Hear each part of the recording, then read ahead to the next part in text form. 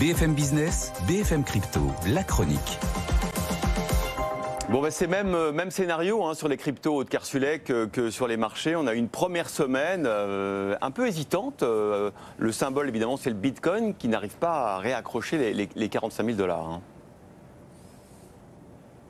Oui, le Bitcoin qui reste sur la défensive depuis son plongeon, puis son léger rebond. Hier, on est remonté jusqu'à les 44 700 $. On n'a pas réussi à retoucher les 45 000 $. Et là, on plafonne maintenant à 43 690. Rappelons donc que le marché crypto a dévissé après bien la rumeur mercredi, la publication d'un rapport même d'une société de recherche qui affirmait que la SEC, donc le régulateur, allait rejeter les propositions d'ETF Bitcoin que le marché s'attend largement à voir validé depuis quelques semaines déjà.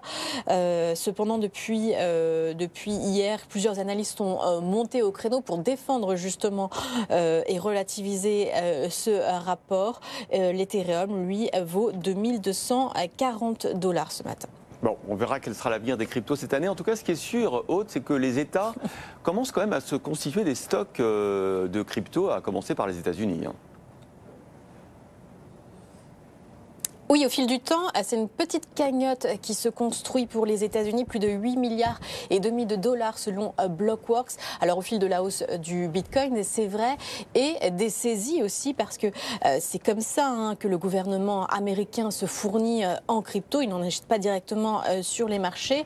Les dernières saisies, ça a été lors d'affaires comme Bitfinex ou encore le Silk Road.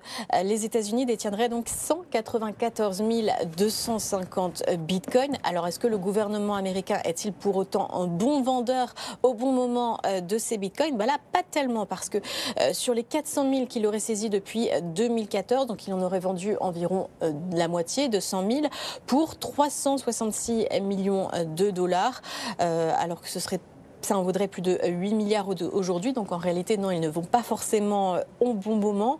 Et la raison, c'est que c'est souvent pour dédommager des victimes équitablement.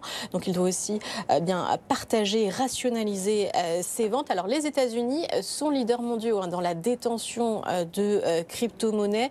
D'autres pays sont aussi bien placés. Il y a le Salvador aussi qui en a fait une réelle stratégie.